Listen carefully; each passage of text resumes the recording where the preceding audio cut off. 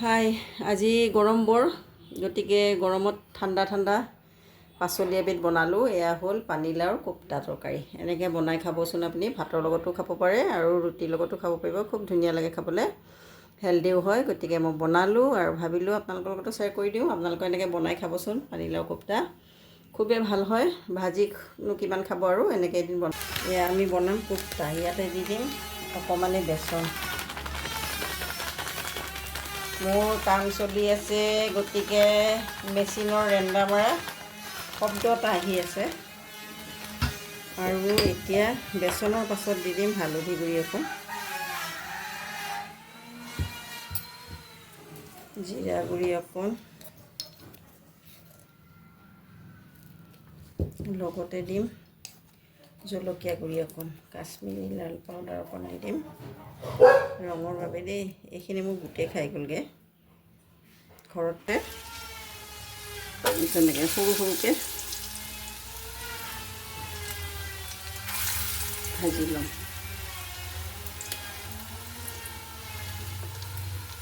খুব ধুনীয়া লাগে খাবলৈ। আৰু যদি কোপ্তা চব্জি নবনাই এনেকৈ পকৰি বনাই খায় খুবেই টেষ্টি হয়, খাবলৈ খুব হেল্ডি। মই ভাল পাওঁ। পিছে এদিন মই এনেকৈ পানীলাওৰ পকৰিও বনাম চাহৰ সৈতে খাবলৈ, তেতিয়া আপোনালোকক দেখুৱাই দিম। খুব হেল্ডি হয়, খাবলৈ ইমান সোৱাদ লাগে।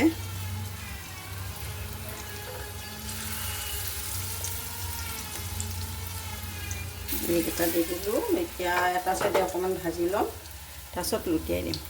হৈছে কালাৰ, খাবলৈ কিন্তু খুবেই সোৱাদ হয়। আপোনালোকে যদি খোৱা নাই তেনেহ'লে বনাই খাব, হেল্ডিও হয়, স্বাস্থ্যৰ কাৰণে খুব ভাল হয় পানীলাও। আমি আচলতে বেছিভাগ অসমীয়া মানুহে খাৰ খাওঁ বা ভাজি খাওঁ, কিন্তু এনেকৈ বনাই খাবচোন। তৰকাৰী এবিধ খুবেই সোৱাদ লাগে। এতিয়া সেইটো চাইডেও মই ভাজি লওঁ, লৈ উলিয়াই লওঁ। এতিয়া সেইটো চাইডেও মোৰ হৈ গ'ল। এয়া পাঁচফোৰণ গুটি অকণ,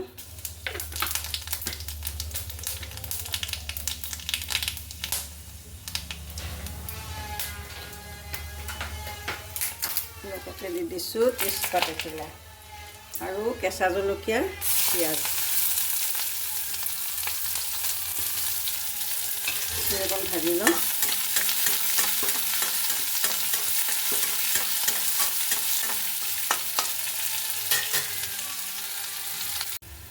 মোৰ পিঁয়াজখিনি ভজা হৈ গ'ল। ইয়াতে দি দিম আদা নহৰু থেতি লৈ লৈছোঁ। আপোনালোকে পিচিও ল'ব পাৰে, কিন্তু থেতিয়াই লৈ ল'লে বেছি ভাল হয়। যদি এতিয়া সেইটো ভাজি ল'ম। ইয়াতে দি দিম এতিয়া হালধি গুড়ি,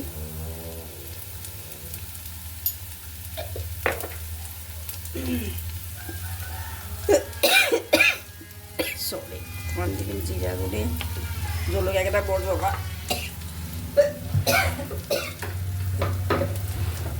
কেঁচা জলকীয়াকেইটা ইমান জ্বলা। এতিয়া দি দিম অকণমানি জিৰা, ধনিয়া গুড়ি। এতিয়া এইকণ ভাজি ল'ম।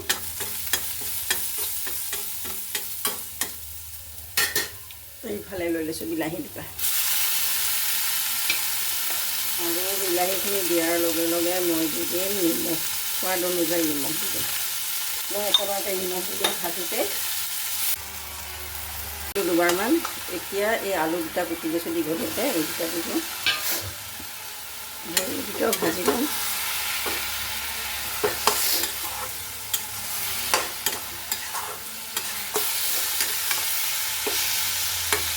তেল ওলাই দিছে, বিলাহীখিনিও ধুনীয়াকৈ ভজা দিছে, আলু অলপ সিজি গৈছে, এতিয়া জ্বলাৰ গোন্ধ ওলাই গৈছে।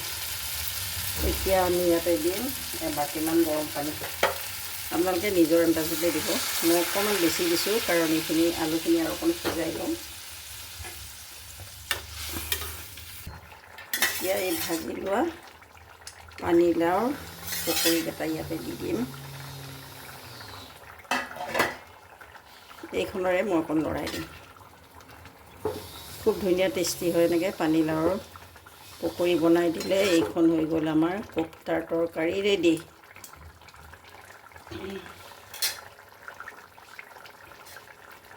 এটা উতল আহি গ'ল, দিয়াৰ পাছত বেছি এটা উতলাবলৈ নালাগে আৰু থুপথুপীয়া হৈ গৈছে মোৰ তৰকাৰীখন।